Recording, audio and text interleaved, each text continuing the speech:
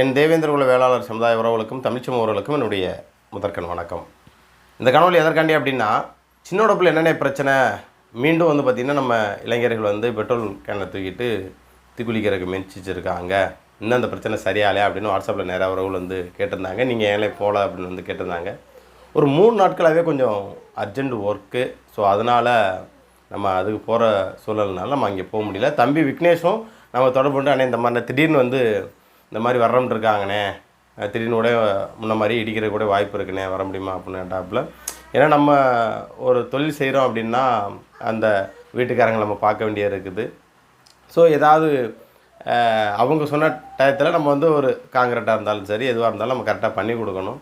So இதை கூட அப்புறம் கூட பார்த்துக்கலாம், இல்லைனா மற்ற ஊடகங்கள்லாம் இருக்குது அப்படின்ற அடிப்படையில் தான் தம்பி அங்கே என்ன நிகழ்வு நடக்குதோ அதை எடுத்து நமக்கு ஃபுட்டேஜை வந்து அனுப்புவேன் தம்பி, கொஞ்சம் எமர்ஜென்சி, அதனால் எதுவும் தவறாக எடுத்துக்காது அப்படின்னு வந்து சொன்னேன். சரிங்கண்ணே அப்படின்ட்டு அதற்கப்புறம் நடந்த நிகழ்வையும் மற்ற சேனல்களில் போட்ட வீடியோவும் தம்பி வந்து அனுப்பிச்சிருந்தாப்புல. நம்ம அங்கே போக முடியாத ஒரு சூழல் ஆயிடுச்சு. அங்கே என்ன பிரச்சனை, என்ன இது வரைக்கும் ஏன் என்ன தீர்வு இல்லை அப்படின்ட்டு நம்ம நிறையா அவர்கள் வந்து கேட்டிருந்தாங்க. ஸோ இதை பற்றி விரிவாக வந்து நம்ம வந்து தெளிவாக அடுத்த காலில் வந்து பதிவு செய்கிறதா இருக்கேன். ஏன் அப்படின்னா, இவங்களால போராட்டம் பண்ணி என்ன பண்ண முடிஞ்சிச்சு, இதே ஒரு தலைவராக இருந்திருந்தால் இதுக்கு சரியான ஒரு தீர்வை பெற்றுக் கொடுத்துப்பார் அப்படின்ற மாதிரி அந்த ஊரை சார்ந்த ஒரு சில நபர்கள்ட்ட ஒரு சில பேர் வந்து தொடர்பு கொண்டு பேசினதாக அந்த தம்பி வந்து சொன்னாப்புல. ஸோ எங்களை போன்ற ஊடகங்களோ ஆனால் ஜெயக்குமார் போன்ற நபர்களோ இல்லை ஏனைய நபர்களோ வந்து பார்த்திங்கன்னா போராடினது விளைவோ இல்லை குரல் கொடுத்தன் விளைவோ ஏதோ 3 வருடங்கள் வந்து அந்த இடத்துல அவங்க இருக்கிறதுக்கான ஒரு சூழல் வந்து ஏற்படுத்தியிருக்கோம். ஸோ ஏன் அடுத்தடுத்த நகர்வுகளுக்கு போக முடியலை, அடுத்த கட்ட நகர்வாக என்ன பண்ணியிருக்காங்க அப்படின்றத நம்ம விரிவாக பார்க்குறதுக்கு முன்னாடி அன்னைக்கு என்ன நிகழ்வு நடந்தது அப்படின்றத தம்பி விக்னேஷ் பேசின அந்த ஆடியோ வந்து நான் பதிவு செய்கிறேன், பாருங்கள். இதற்கப்புறம் இதுவரைக்கும் என்ன நடந்தது, இதற்கப்புறம் எந்த மாதிரி விஷயங்களை மூவ் பண்ணிகிட்டு இருக்காங்க அப்படின்றத நான் விரிவாக அடுத்த காணொலியில் வந்து நான் வந்து பதிவு செய்கிறேன். ஸோ இப்போ நேற்றைய முன்தினம் நடந்த நிகழ்வு என்ன அப்படின்றத தம்பி விக்னேஷ் பேசின ஆடியோ வந்து பதிவு செய்கிறேன், கேளுங்க. ஹலோ, எங்கடா நம்பியிருக்கா?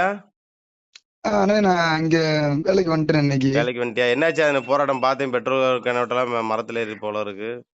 அன்னைக்கு சொன்னா அன்னைக்கு கொஞ்சம் அர்ஜென்ட் ஒர்க்கு வர முடியல. சரி அதனால தான் சரி என்னன்னு கேட்கணும். எங்கனே நம்ம திமுக ஆட்சியில இது பண்ணாங்கன்னு சொல்லி தான் எல்லாருமே நம்ம விஜய்க்கு ஓட்டு போட்டோம். அந்த ஆட்சியிலுமே இந்த மாதிரி நடக்கிற மாதிரி எங்களுக்கு தெரியுது.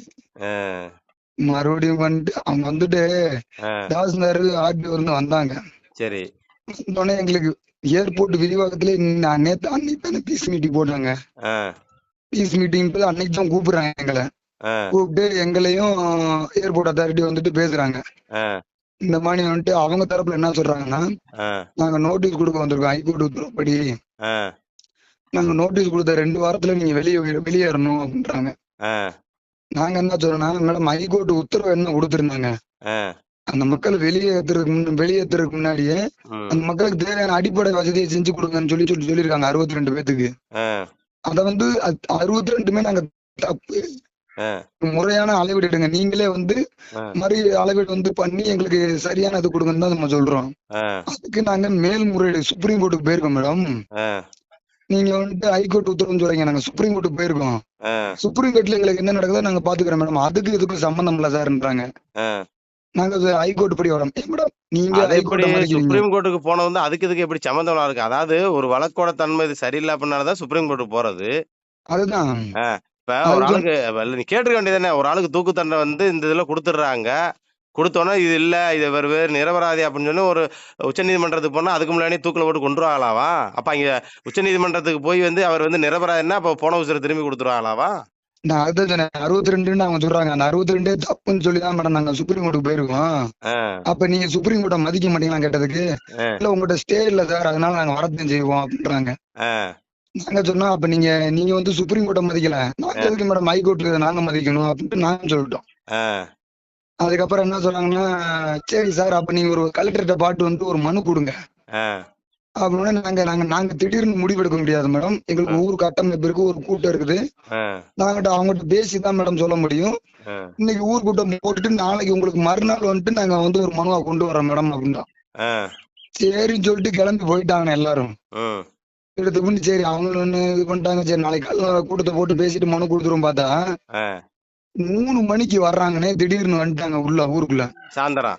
ஆமா. ஆ, நாங்கெல்லாம் சரி வரமாட்டாங்க, எல்லாம் வேலைக்கு போயிட்டோம். திடீர்னு அங்க இருந்து போன் அடிக்கிறாங்க மக்கள் எல்லாம், அந்த மாதிரி திடீர்னு வர்றாங்க வாங்க அப்படின்ட்டு. ஆ, ஒரு மனு கொடுக்க வர்றவங்க எப்படி வரணும்? ஆ, விஓ வரலாம், தாசில்தார் வரலாம், இது வரலாம். ஆ, ஆம்புலன்ஸ், ஃபயர் சர்வீஸ் இதெல்லாம் எது கொண்டு வராங்க? ஆ, போலீஸ் பாதுகாப்பு ஆ, இதெல்லாம் எது கொண்டு வர்றாங்க? மனு கொடுக்குறோம், மனுவை மட்டும் கொண்டு வாங்க, நீங்க வாங்க உள்ள வந்து மனு கொடுத்துட்டு போங்கன்னு தான் சொல்றோம் நம்ம. ஆ, இவ்வளவு கொண்டு வராங்கன்னா அப்ப அவங்க எல்லாம் தயாரித்து தான் வர்றாங்க. அவங்க உள்ள விட மாட்டாங்க. ஆ, அப்ப இதை நம்ம இந்த மாதிரி பண்ணுவோம் அப்படின்ற மாதிரி தான் அவங்க பண்றாங்க. ஆ. இப்ப எந்த அளவுக்கு கவர்மெண்ட் இது பண்றாங்கன்னு தெரியல. ஆனா நம்ம சமுதாயம்ன்றத வந்து எப்படி சொல்றதுன்னு தெரியலண்ணே. ஆ. ஏன்னா நம்ம சமுதாயத்துல எண்ணற்ற தலைவர்கள் எவ்வளவு பேர் இருக்காங்க. ம், ஒரு 300 குடும்பம் அழிய போன்றோம். ம். இன்ன இல்ல வரைக்கும் அது அது ஒரு தப்பு நம்ம மக்கள் மீது இருக்குல்ல. ஏன்னா இப்ப தலைவர்களுடைய கோவம் என்னன்னா, உனக்கே தெரியும். நீ உனக்கு ஒரு தலைவர்ட்ட ஃபோன் அடிச்சு குடுத்து நீ பேசுன. அவங்க வைக்கிற ம், குற்றச்சாட்டு என்ன? சமூகமா ஏதாவது ஒரு கட்சி இயக்கமா நின்றுருந்தா பரவால்ல. அம்புட்டு பேரும் ம், திமுகவுக்கு இதா நிக்கிறீங்க. எவ்வளோ சொன்னாலும் கேட்க மாட்டேன்றது அவங்களோட வலி, வேதனை அது. அதாவது பொதுவாவே சொல்றேன். இப்ப நானே ஒரு விஷயம் ம், இருக்கேன் அப்படின்னா, இப்ப நாளைக்கு எனக்கு ஏதாவது ஒரு விஷயம் மீடியாவுக்கு ஒரு விஷயம்னா, நீங்க ஒட்டுமொத்த பேரா நின்னா தானே சரியா இருக்கும். என்ன சொல்றேன்? ம், அப்போதைக்கு கண்டுக்கிறாம போயிட்டா, பாதிக்கப்படும்போது மட்டும் மீடியா வேணும் அப்படின்னு சொன்னோம்னா, அது நானா இருந்தாலும் அத ஏத்துக்கிற மாட்டேன்ல. ஸோ அது தலைவரோட ம், பாரு ம். சொல்ல முடியாது. ஆனா இருந்தாலும் ஒரு கண்டன அறிக்கை குடுக்கலாம், வைக்கலாம். இல்லண்ணே தொடர்ந்து நம்ம அது எப்படின்னா இப்ப நம்ம ஒரு தலைவரை நம்பி இப்ப போய்க்கிருக்கோம். அ, இப்ப மத்த சொல்ல என்ன சொல்றாங்க, எங்களை கூப்பிடல, அ, எங்களை வந்து ஆதரிக்கல அப்படின்னா அது என்ன அர்த்தம் எங்களுக்கு புரியல. அ, நாங்களே சாக போறோம் அப்படி இப்படின்னு. ஒருத்தன் எங்க அம்மா கடல்ல விழுந்துட்டான், ம், அவனை தூக்குறதுக்கு மீனவர் வந்தாதான் ஜெயிக்க முடியும். ம், விரைவு பட வரும்னா அந்த ஜெத்து உள்ள போனதுக்கு அப்புறம் தான் தூக்க முடியாது. ம். அந்த மாதிரி தானே சரி பண்றாங்க இப்ப அவங்க. என்னதான் சொல்லிட்டு போயிருக்காங்க? அதான் கலெக்டரேட்ல பார்த்து மனு கொடுத்தோம்னே மறுநாள். சரி, இப்ப அவங்க என்ன சொன்னாங்கன்னா மறு அளவீடு வந்து பண்ண சொல்லியிருக்காங்க. முறையா சரி. அ, மறு அளவீடு பண்ணி அந்த மக்களுக்கு மீள்குடி அமர்வு பண்ணாம வெளியேற்றக்கூடாதுன்னு சொல்லிட்டாரு அவர் கலெக்டர். கலெக்டர் உத்தரவு போட்டாங்களா? ஆமா பண்ணி தரோம்னு சூப்பர். இருக்காரு கலெக்டர். அ, சந்தோஷம். ஆனா அவர் சொல்லியிருக்காரு வாயில. வாயில தான் சொன்ன மாதிரி. சொல்லியிருக்காரு. ஆனா இன்னும் ஆர்டரா ஆமா போடல. நீங்க திருப்பி சொன்ன மாதிரி ஆர்டரா ஒண்ணும் எங்களுக்கு வரல. வரல. ஏன்னா நாளைக்கே வந்துட்டு ஆர்டர் நாங்க இங்க சொல்லலாம் அப்படின்னு சொல்லலாம்ல, மாத்தி பேசலாம்ல. ஆமா. நாங்க சொல்லவே இல்லன்னோட சொல்லலாம். அந்த மாதிரி கூட வரலாம்ல. அ, அது ஒரு ஆர்டரா கொடுத்தா கூட எங்களுக்கு இன்னும் ஒரு திருப்தியா இருந்திருக்கும். அ. அந்த மாதிரி பண்ணல. இல்ல இப்ப இந்த கலெக்டர் இது பேசும்போது அங்கே எஸ்பிசிஐடி இருந்திருப்பாங்கல்ல. போலீஸ் தரப்புல யாராவது இருந்தாங்களா? போலீஸ் தரப்புல யாரும் தானே விஓ தாசில்தார் இவங்க மட்டும் தானே இருந்தாங்க. விஓ தாசில்தார் இருந்தாங்கல்ல. ம் அப்ப அவங்களுக்கு அதுவே ப்ரூஃப் தானே. ஆமா ஆமா அதுவே பொறுப்பு ஆமா. தானே. இருந்தாலும் ஏதாவது ஒரு ரெக்கார்டு மாரி ஏதாவது ஒண்ணு நமக்கு இருந்திருந்தா நல்லா இருந்திருக்கும். அந்த ம் அளவுக்கு ம். நம்ம ஆளுகள்ட்ட அந்த மூளை இருந்திருக்காதுல்ல. அத சொல்லுங்க. ஆமா. இப்ப நம்மள மாரி ஆள் ம் உள்ள வந்திருந்தோம்னா, அது ஏதாவது ஒரு எவிடன்ஸ் ஏதாவது ஒண்ணு பண்ணியிருக்கலாம். ம் ம் ம் ம். சரியா. அப்ப சரிண்ணே இப்ப சரி. தற்காலிகமா இது பண்ணி வச்சிருக்காங்க. ஆமாண்ணே இன்னைக்கு மீன் வர்றாங்க, இன்னைக்கு அளவீடு எடுக்க வர்றாங்க மறு அளவீடு. அப்படியா? இன்னைக்கு வர்றாங்க. ஆ. மெயினா வைக்கிற கோரிக்கைய மெயினா வச்சிருங்க. அதனாலதான் மறுக்கும் இன்னைக்கு ம அவங்க அளவீடு வர்றாங்க, நம்மளும் மீடியாவெல்லாம் சொல்லியிருக்கோம். ஏன்னா ஆ, வந்துட்டு அவங்க மாட்டுக்கு நோட்டீஸ் மட்டும் ஓட்டிட்டு போயிடக்கூடாதுல்ல. ஆ. அதனால மீடியாவுக்கு எல்லா தகவல் சொல்லியிருக்கோம். இது இன்னைக்கு தான் வராங்களா? இன்னைக்கு வரோம்னு இருக்காங்க. 10 மணிக்கு மேல டைம் சொல்றோம்னு இருக்காங்க. 10 மணிக்கு மேல சொல்றோம்னு இருக்காளா? ம் இப்பயே ம் மணி ம். 10 ஆச்சே. 10 எட்டு அத 10 ஆச்சே. அப்படித்தானே சொல்றாங்க. ஆ, அன்னைக்கு இப்படிதான் மனு கொடுக்க காலைல 10 மணினாங்க, அதுக்கப்புறம் மதியம் 2 மணினாங்க. ஆ, அவங்களுக்கு ஏதாவது ப்ரோக்ராம் மத்த பிரச்சனைக்கெல்லாம் முன் கொடுத்து போறாங்க. ஆ. ஏதோ ஒரு பிரச்சனையை எடுத்துக்க மாட்டாங்களே. ம், மத்ததுக்கெல்லாம் முன்னுதாரணம் கொடுக்குறாங்க. நான் அங்க போனோம், இங்க போனோம், அங்க பிரச்சனை, இங்க பிரச்சனை. ஆனா ம், இந்த ஒரு பிரச்சனை, இந்த ஒரு இதுக்கு மட்டும் ம், சாதி ரீதி அடைச்சிட்டு இதுக்கு முன்னுதாரணம் கொடுக்க மாட்டாங்க. ம். இந்த மாதிரி தான் பண்றாங்க. ஆ. ம். சரி. அப்ப இன்னைக்கு மறுபடியும் இது பண்றதுக்கு வராங்க அப்படித்தானே? ஆமாண்ணே நான் வந்தா என்ன தகவல் என்னன்றதை உங்களுக்கு நான் திருப்பி தகவல் சொல்றேன். என்னன்னு தகவல் சொல்லு. நாளைக்கு ம் என்னன்னு பாரு. பார்த்துட்டு கூட சொல்லு. வர மாரி தான் வந்துரும். ம் சரி சரி ம், சரி. ம். ம் சரி தம்பி. சரி மகன். சரி சரி. ம்.